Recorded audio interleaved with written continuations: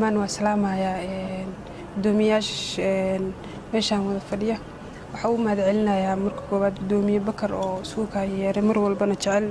oo ka shaqeeya mataqaana waxqabadka ardayda iyo sidii horumar loo gaari lahaa marka inta kadib waxa la suuqa yeeray meeshaan oo caawa qodobada ugu waaweyn ka hadlayna waxa ugu horeeya oo ugu weyn cudurkii coronavirus oo waxa adduunka dhan saameeyay cudurkaasna dhibaatadiisu leeyahay waxa qof walba social media iyo meel walba ka arkaa marka cudurkii sidii looga hortago cudurka waxa jeclaan lahaa qof walba inuu ka hortago mar walba sanitationka gacmihiisa uu dhaqdo ardayda dhammaan Uganda joogta iyo dadka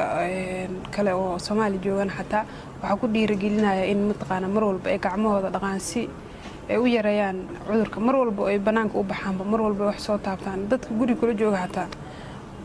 waxay taabteen marka inta taabanin in gacmaha iska dhaqtid oo waxa walba soo qabsanaysid in gacmaha dhaqatid suuqa kale mar walba meel walba aadsid koor inta tagin ama inta soo laabanba mar walba in gacmaha dhaqato cudurkan waxa ka hortag maahan daawadiisa wili lama soo saarin marka waa ogtiin sidoo noo saameeyay ama adduunkan u saameeyay goobi shaqooyinka meel walba dadka waa laga xiray inta marka duusan cudurkeena aan laga hortagina shaqooyinka sidii u sixirnaanayaan qof walba waxa meeshiisa wax ku dhacaysa cunqabateen baa la saaraa maqal jira wadanka marka cunqabateen caadi ah qof walba fuulayso oo mataqaana anaga iyo dad walba oo shaqeeya ama qof walba wax barta ninkastoo jaamacadii la fasaxay laakiin teena waxa online la iskama daba haryaa la yiri fasaxaas online baa wax lagu qaadanayaa baa la yiri marka waxa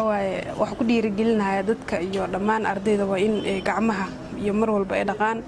goobaha la isku imaadana dawladda hadda Uganda waxa way yareysay waxay tiri 3 qof ama 2 qof ka badan in la isku imaan meel weeye marka inay dadkana wacyigelintaas ay qaataan cudurka wali Uganda ma soo gaarin asagoo soo gaarin Uganda hal bil isfasaxay haduu soo gaaro waxa ka badan baa isfasaxi karaa walaal marka insha Allah qof walba cudurkan waxa ka hortagiisa gacmaha oo mar walba dhaqato goobaha oo dadku isku imaadaan oo yareyso tigitaankooda ama aad tigin baada ka maarintid in marka gacmaha dhaqatid marka waxa ka wada markii afka aqfiiciso kale afka mara saartid in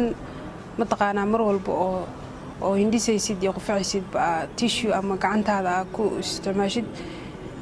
marka isticmaashid tissue qashinka ku ridid adoona meel kala dhigin si uusan dadku aad qabtid ama